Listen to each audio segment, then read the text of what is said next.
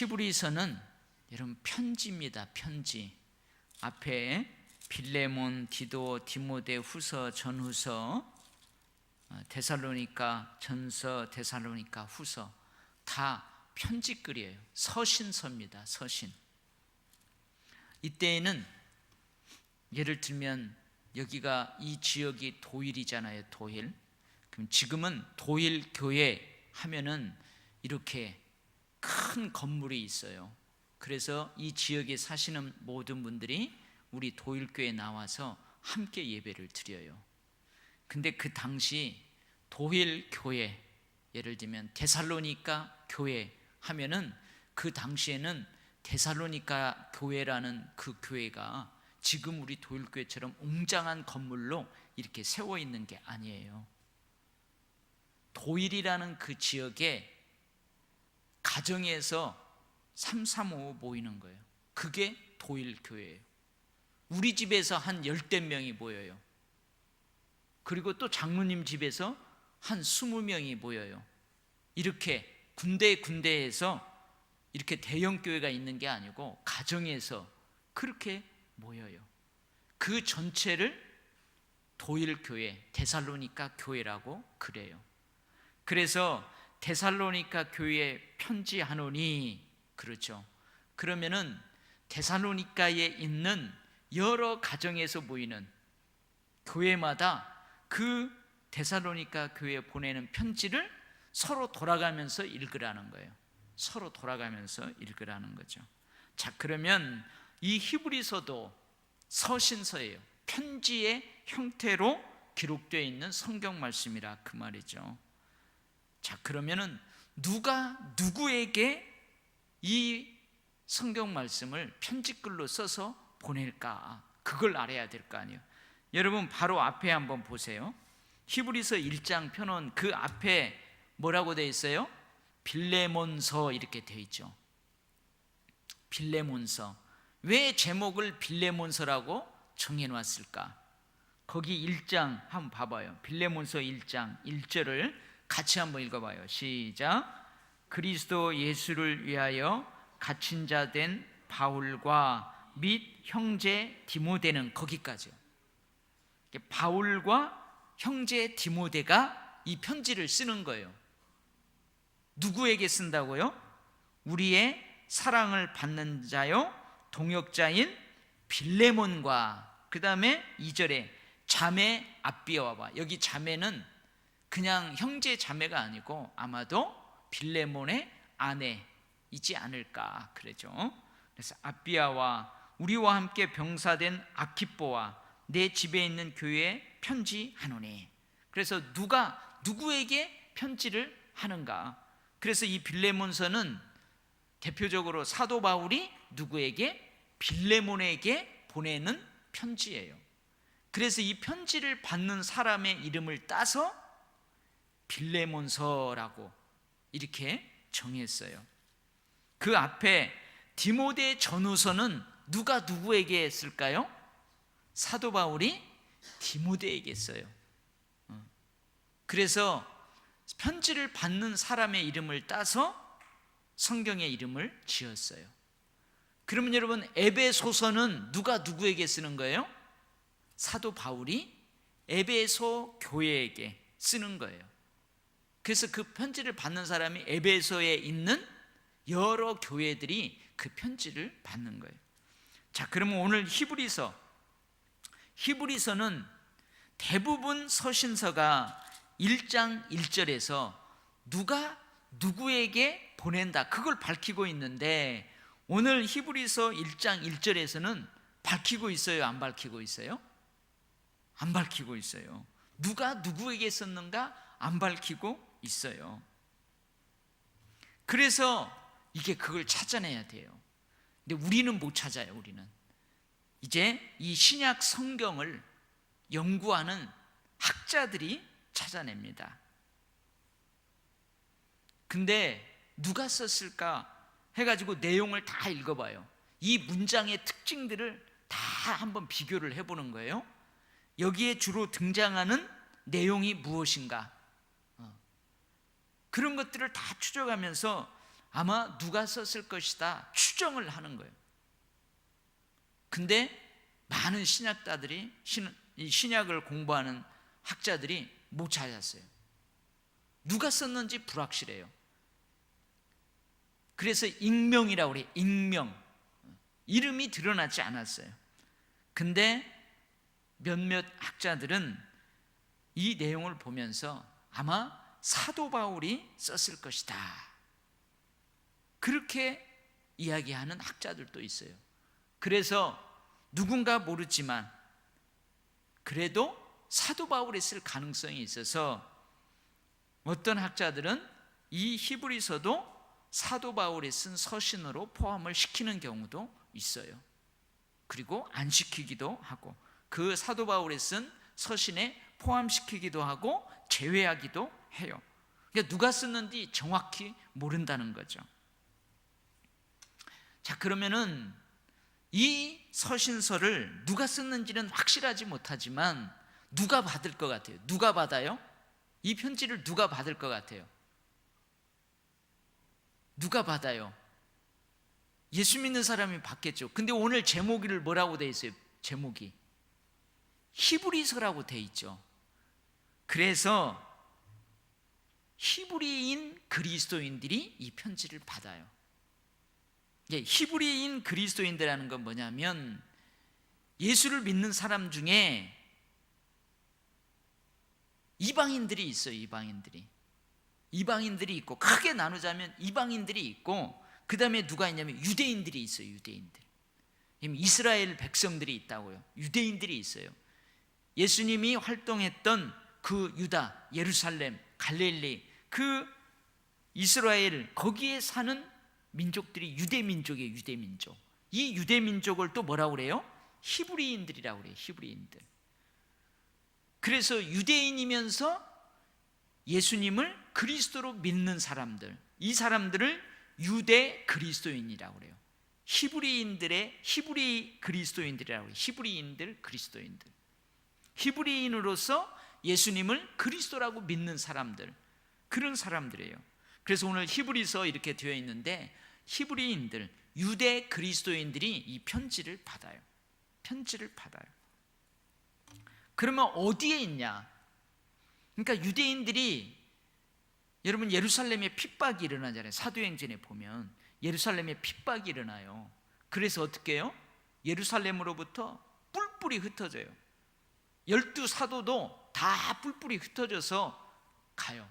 그래서 주님께서는 예루살렘에 핍박을 일으켜가지고 복음이 어디까지? 예루살렘과 유대와 사마리아와 땅끝까지 퍼져가게 만드셨어요. 이 핍박으로 인해서 유대인들이 다 흩어져요. 뿔뿔이 흩어져요. 그리고 유대인들은 이제 흩어져서 살아가는 그곳에 몇 명 이상 모이면은 회당을 세울 수 있어요. 그래서 회당에서 자기들끼리 함께 모여요. 그래서 사도 바울이 전도하러 갈 때 그 지역에 가면 먼저 유대인들에게 가요. 근데 유대인들에게 가는데 언제 가요? 안식일 날 회당으로 가요. 왜 거기는 전도하기가 좋으냐면 회당에 가면 내가 손들어서 구약 두루마리 성경을 읽고 그 성경에 대해서 설교할 수 있는 권한이 주어져요. 그런 교회가 주어져요. 그 교회를 타서 구약 성경의 말씀의 예언을 예수님의 그 구속사의 사건과 관련해서 설교하면서 전도하는 거예요. 그래서 가는 거죠. 그래서 이 유대인들이 뿔뿔이 흩어져 살아가는데, 그러면은 이 익명의 기록자가 어디에 있는 유대 그리스도인들에게 보내냐? 학자들은 아마도 로마에 있는. 그래서 오늘 본문에 보면 이 엄청난 박해가 일어나요. 박해가 일어난 상황들이 기록되어 있어요. 그래서 아마 그것으로 이 히브리서가 기록된 연대도 추정해요. 여러분, 예수님이 부활하고 이제 예루살렘에 박해가 일어나고 그러면서 여러분 이 기독교가 이제 새롭게 태어나게 돼요. 유대교하고 다른 기독교가 새롭게 태어나게 되죠. 예수교가 새롭게 태어나게 돼요. 그러니까 이 로마가 유대교뿐만 아니고 이 예수교 핍박을 하기 시작하는 거예요. 그래도 유대교는 자기들이 좀 긍정적인 종교 정책을 펴서 인정도 하고 그래요. 근데 이제 새롭게 만들어진 이 예수교에 대해서 아주 두 눈을 부릅뜨고 봐요. 혹시 이들이 함께 모여서 반란을 일으키지는 않을까?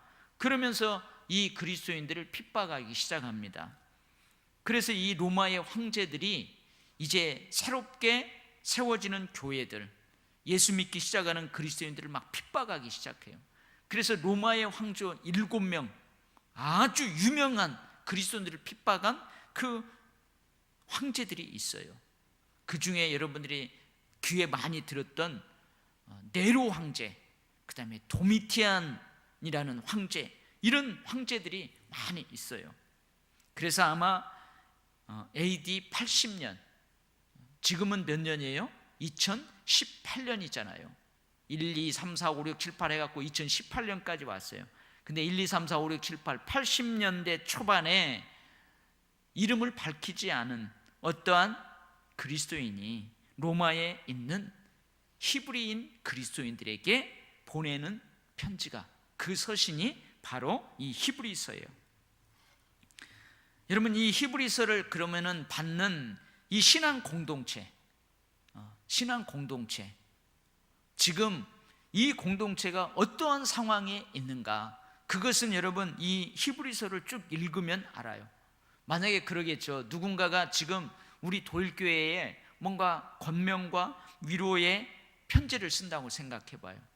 그러면 이 도일교회의 상황을 잘 아는 어떤 사람이 쓴다고 봐봐요. 그러면 분명히 그 편지 안에 도일교회가 잘하고 있는 것들은 막 칭찬할 거고, 도일교회가 조금 못하고 있는 것들은 막 격려해 주고 그럴 거 아니에요. 도일교회 상황을 잘 알면은 그 편지에 있어요.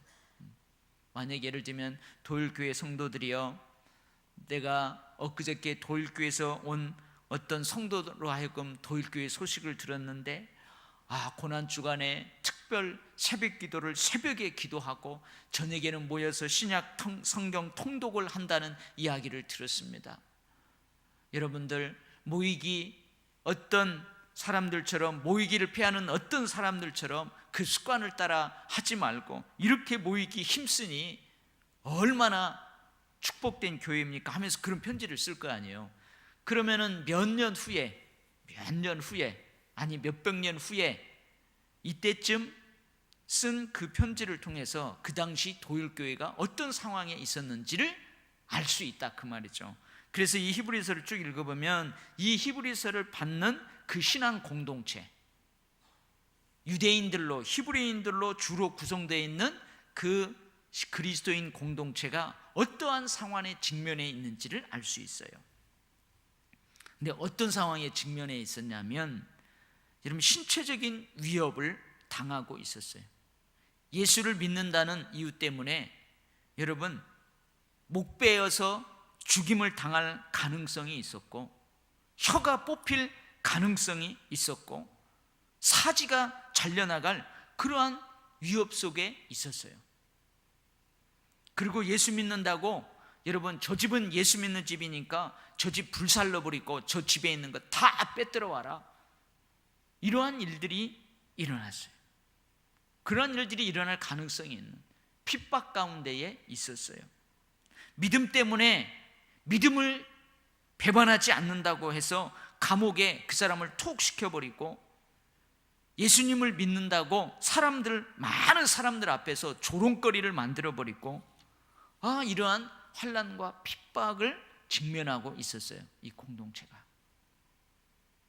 그런데 여러분, 만약에 이러한 어려움들이 있을 때에 사람들이 모두 다 기쁨으로 그 환난과 밖에 핍박, 고난을 다 받아들이면 좋겠지만, 그것을 기쁨으로 받아들이는 사람들도 있는가 하면 그것이 무서워서, 우리 집이 불타버리고 우리 집 다 약탈당하고 사지가 찢겨 죽고 내가 눈이 뽑히고 장애인이 되고 내가 감옥에 가고 많은 사람들 앞에서 조롱거리가 되고 이것이 무서워서 어떻게 해요? 배교하는 사람들도 있었어요. 믿음을 저버리는 사람들도 있었어요. 그리고 또 누가 있을 수 있어요? 적당하게 타협하는 사람들도 있었어요. 이게 세 부류가 있다는 거예요. 순교를 각오하고 기쁨으로 그 환난과 핍박, 고난을 받아들이는 사람도 있는가 하면 그것을 못 이겨서 예수를 배반해버리고 신앙을 저버리는 배교자들도 있을 것이고 그 중간에서 적당하게 타협하고 이리 붙었다 저리 붙었다 하는 사람들도 있었다는 거예요. 신앙을 포기해야만 하는 그 위협에 처한 그리스도인 공동체를 향해서 이 히브리서를 쓰고 있다는 거예요. 그래서 이러한 신앙인들, 이러한 상황에 처해 있는 신앙인들을, 이런 상황에 처해 있는 신앙 공동체를 향해서 호소를 해요. 뭐라고 막 호소하겠죠. 안타까워서 호소하는 그 내용들이 나오고 때로는 격려하는 내용이 나와요. 그리고 그런 상황에서는 이렇게 하라고 권면하는 내용이 나와요.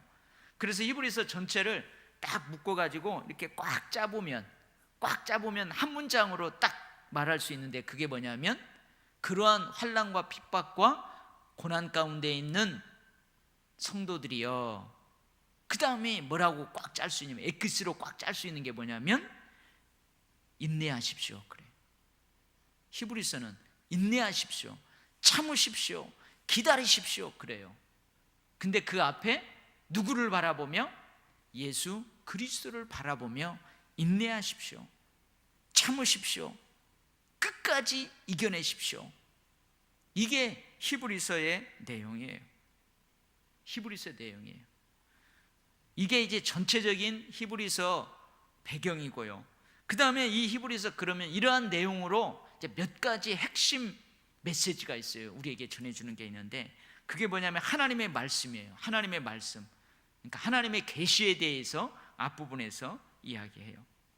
그래서 여러분 오늘 1장 1절도 그러죠.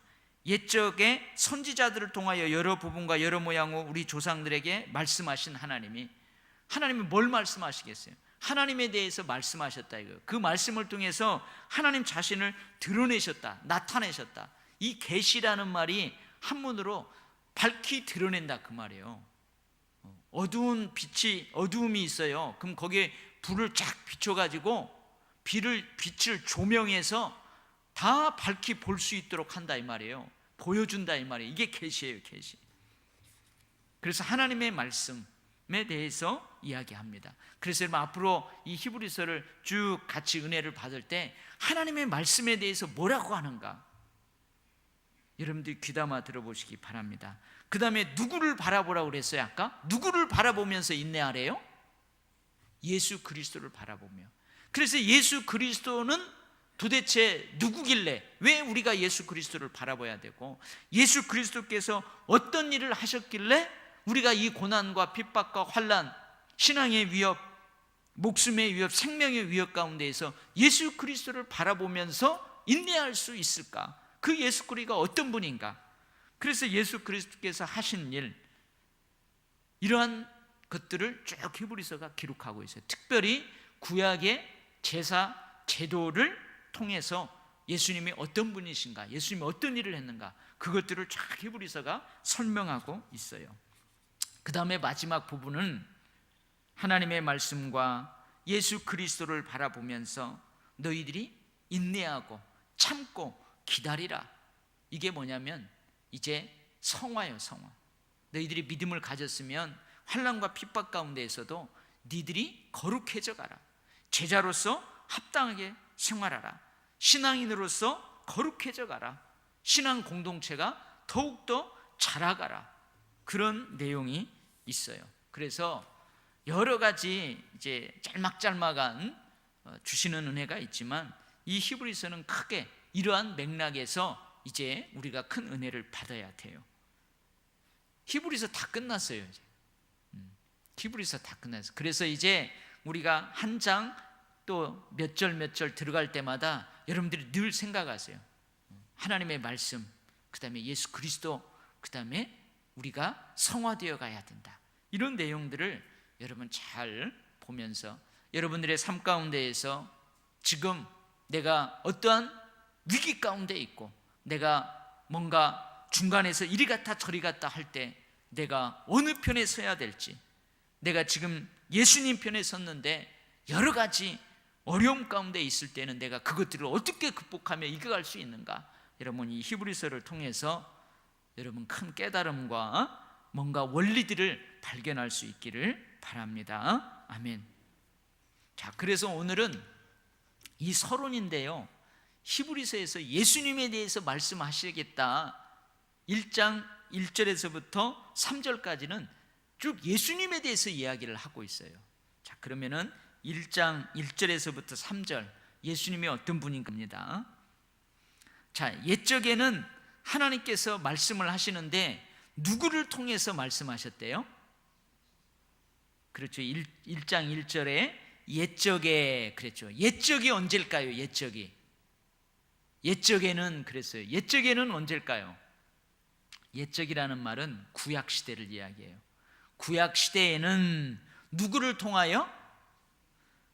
선지자를 통하여 말씀하셨어요. 하나님이 선지자를 통하여라는 말은 좀 더 정확하게 그 의미를 살려서 번역하면 선지자들 안에서, 그 말이에요. 이 선지자들 안에서 그 무슨 말이냐면 그들의 인격 안에서 그래요. 그들의 인격을 통해서, 그 말이에요. 그들의 인격이라는 말은 뭐냐면 그들의 인격과 그들의 사역을 통해서, 인격과 사역을 통해서 하나님께서 말씀하셨다는 거예요. 그래서 여러분 구약 성경을 한번 보세요. 선지자들은요 말로만 선포하는 게 아니에요. 하나님이 자기에게 어떠한 말씀을 주시잖아요. 그 말씀을 받아요. 그러면 선지자들이 그 말씀을 입으로도 선포하지만 하나님이 어떻게 하라고 그래요? 너는 누구누구에게 가서 땅을 사서 매매 증서를 받아라, 이렇게 말씀을 하세요. 너는 가서 누구누구하고 결혼해라. 근데 그 여자는 몸을 파는 여자였다. 결혼하라는 거예요. 그리고 잘 살으래요. 아들 딸 낳고 잘 살으래요. 근데 이 여자가 다시 도망가요. 그러니까 하나님이 뭐라고 그래요?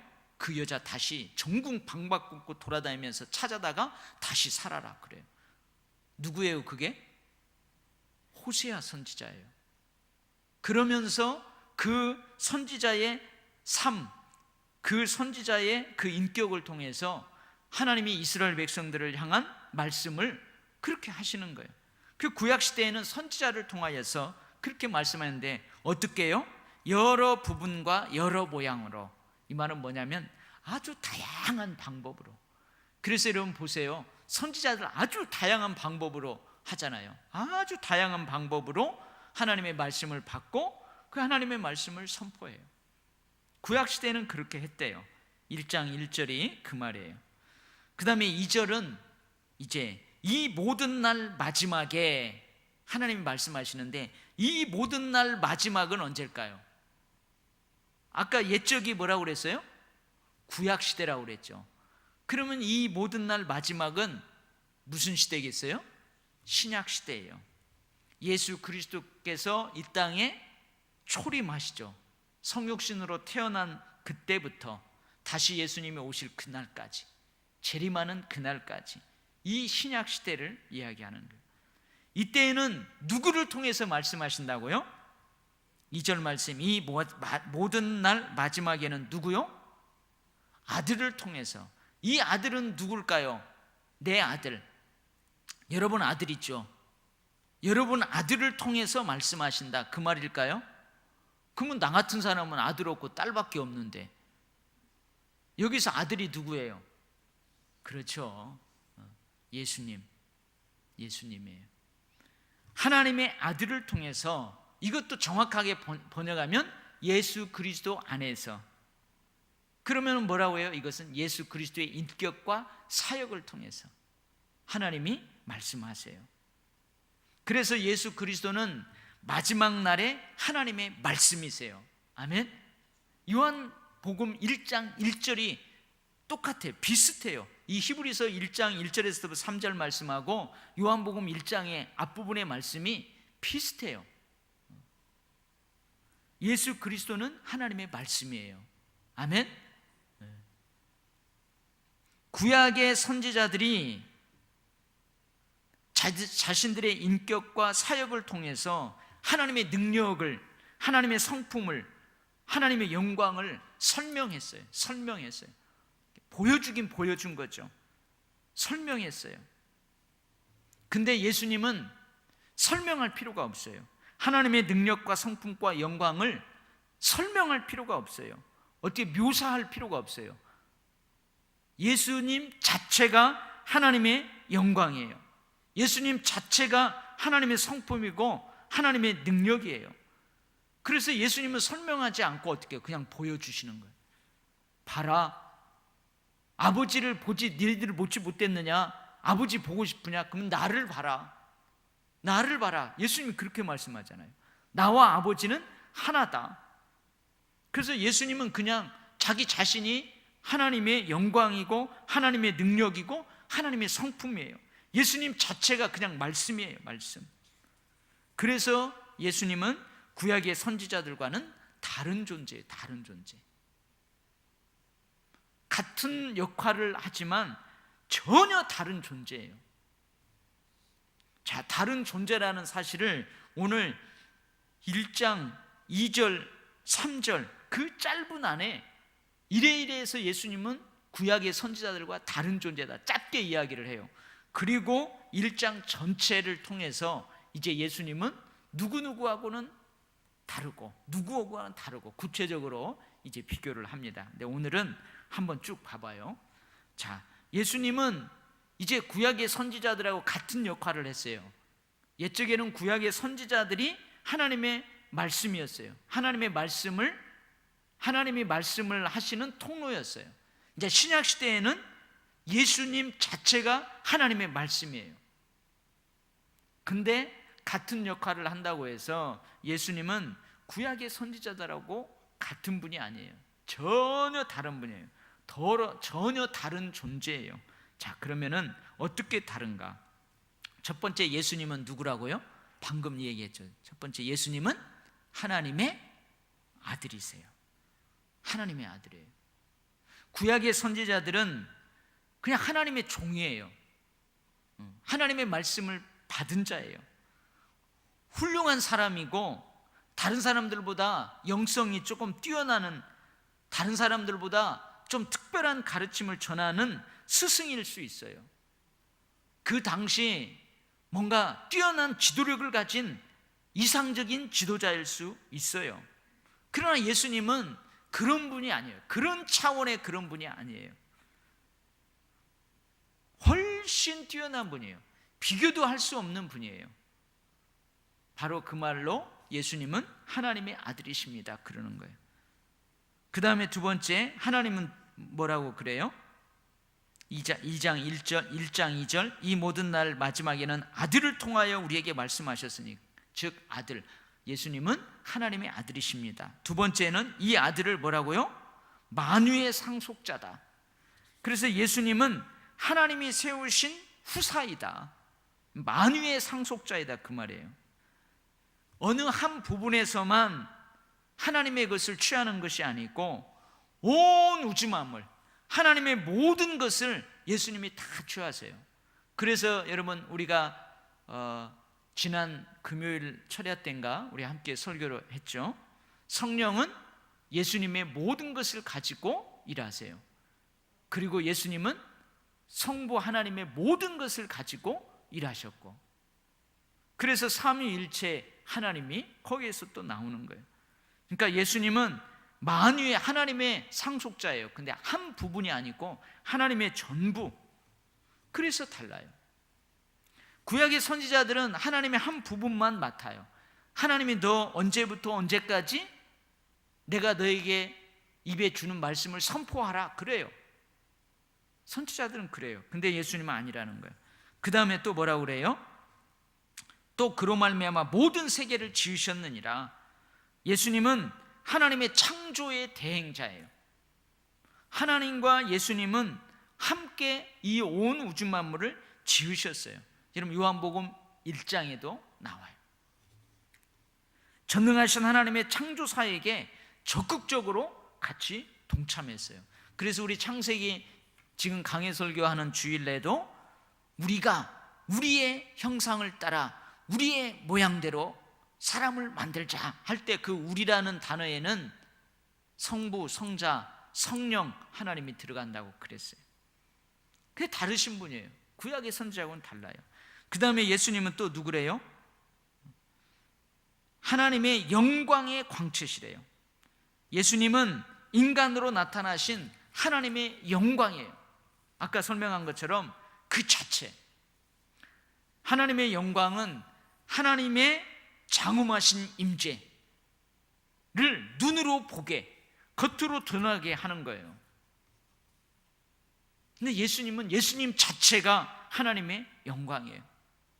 여러분, 백성들이 시내산에서 하나님의 영광을 봤어요. 그죠? 모세가 시내산 꼭대기로 올라갔을 때, 거기서 40주야를 있을 때 시내산 밑에 있는 사람들은 하나님의 영광을 봐요. 근데 하나님의 영광을 어떻게 봐요? 시내산 꼭대기에 구름이 자욱해요. 지진이 일어나요. 번개가 바짝바짝 쳐요. 이게 하나님의 임재를 상징하는 현상들이에요. 어떤 현상을 통해서 그걸 보는 거예요. 여러분, 구약의 백성들도 하나님의 영광을 봐요. 회막에서. 근데 어떻게 봐요? 하나님이 그 회막 안에 지성소에 그 쉬운 자가 있어요. 거기에 하나님이 딱 임하시면 그 성막에 구름이 안개처럼 쫙 가득했어요. 그러면 감히 아무도 거기에 못 들어갔어요. 여러분, 예루살렘 성전에서 끊임없는 의식과 제사 제도를 통해서 분명히 하나님의 영광은 거기에 나타났어요. 그러나 이것은 하나님의 백성에게 그분이 그들 가운데 계속 임재하신다는 눈으로 보여지는 상징일 뿐이에요. 상징일 뿐. 가시적인 눈으로 보이는 상징일 뿐이에요. 그러나 예수님은 하나님의 영광을 온전하게 완전하게 드러내는 분이에요. 예수님 자체가. 그래서 다른 거예요. 구약의 선지자들하고 다른 거예요. 그 다음에 예수님은 어떤 분이래요? 하나님의 본체의 형상이다. 참 어려운 말이에요. 본체의 형상이다. 이 말은 하나님을 온전하게 계시하는 분이시다, 그 말이에요. 하나님의 모든 속성이 예수 그리스도 안에 다 있다, 그 말이에요. 여기서 형상이라는 말은, 형상이라고 번역한 그 단어는 좀 쉽게 하면은 인장, 도장이라고 번역할 수 있대요. 여러분, 도장이 있잖아요. 이 도장 끝에 여러분들 도장 이름을 새겼어요. 황룡이라고 새겼어요. 그러면은 그 도장을 눈으로도 이렇게 볼 수 있지만, 여러분 여기다가 인주를 묻혀가지고 종이에다가 딱 찍으면은 이 도장에 새겨져 있는 이름 그대로 도장에 그대로 찍히는 거예요. 그대로 보여주는 거예요. 그래서 예수님이 하나님의 본성을 그대로 보여주는, 그대로 찍히는 도장과 같다, 형상과 같다, 그렇게 이야기하고 있는 거예요. 하나님의 본질이 그리스도 안에 그대로 나타나 있어서 그리스도를 볼 때 하나님을 보는 것과 같다, 그런 그 말이에요. 그래서 예수님이 요한복음에서 그 말씀을 하시잖아요. 너희가 하나님 보기를 원하느냐? 나를 봐라, 그 말이에요. 여러분, 하나님 보고 싶어요? 그럼 예수님을 봐요. 그럼 예수님을, 지금 예수님이 없는데 어떻게 봐요? 예수님의 말씀이 있어요. 여러분, 예수님의 말씀을 봐요. 말씀이 곧 하나님이에요. 그 다음에 예수님은 또 어떤 분이라고 그래요? 만물을 붙드시는 분이다. 예수님은 하나님의 우주, 하나님이 창조하신 우주의 지탱자, 다른 말로 하면 능력으로 이 우주 만물을 지금도 붙들고 계신다, 그 말이에요. 예수님은 역사의 주인이시라는 말이에요. 그냥 하나님은 이 우주 만물을 딱 지어놓고 시계 태엽을 감아서 그냥 이 태엽 따라서 돌아가라 내버려 두는 게 아니고, 지금도 여전히 역사의 주관자이시다 그 말이에요. 예수님이 바로 그분이시다 그 말이에요. 여러분, 선지자들이 주관자일 수 있어요? 없어요.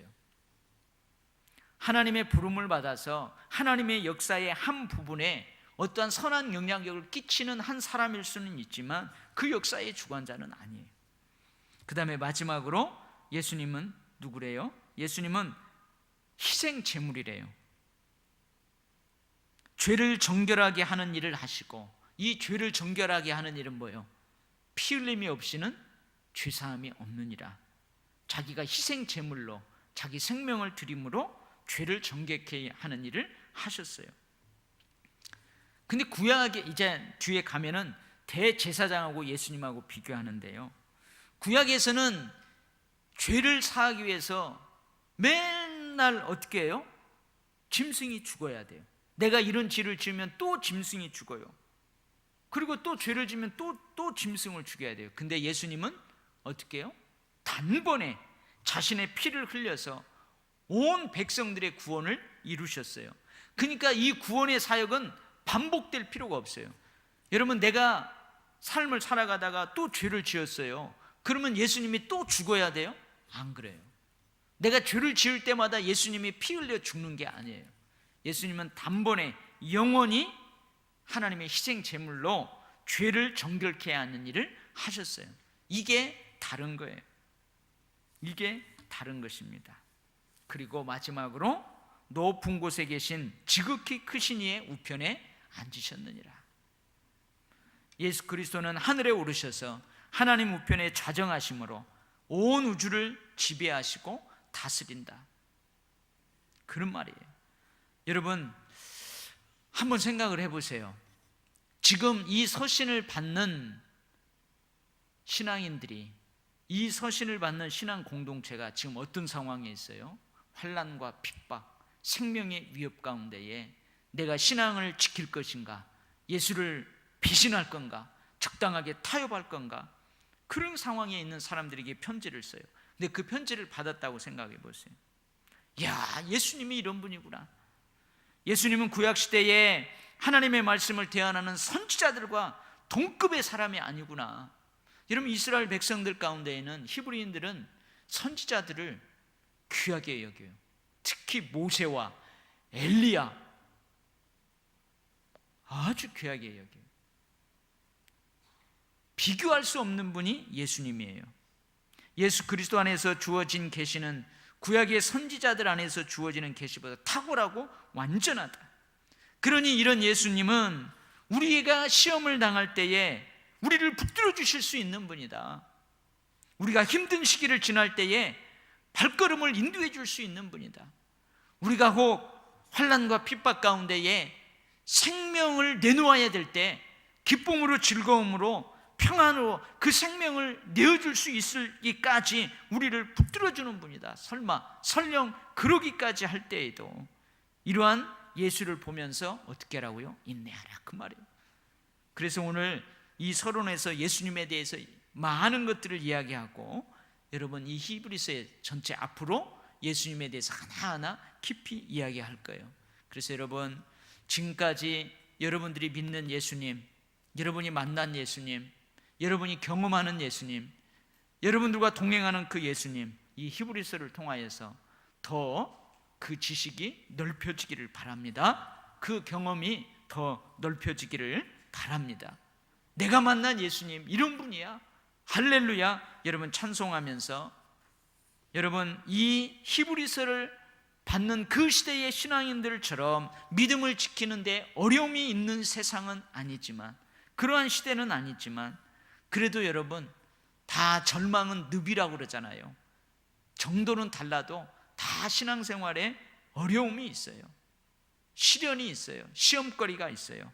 여러분 히브리서를 통해서 여러분 시련을 잘 이겨낼 수 있기를 바랍니다. 할렐루야. 그래서 이 히브리서 공부를 하는 우리 도율교회 성도들, 이제 어머 나 상처받았네, 나 시험 받았네, 여러분 그런 말 자주 안 할 수 있기를 바랍니다. 아멘.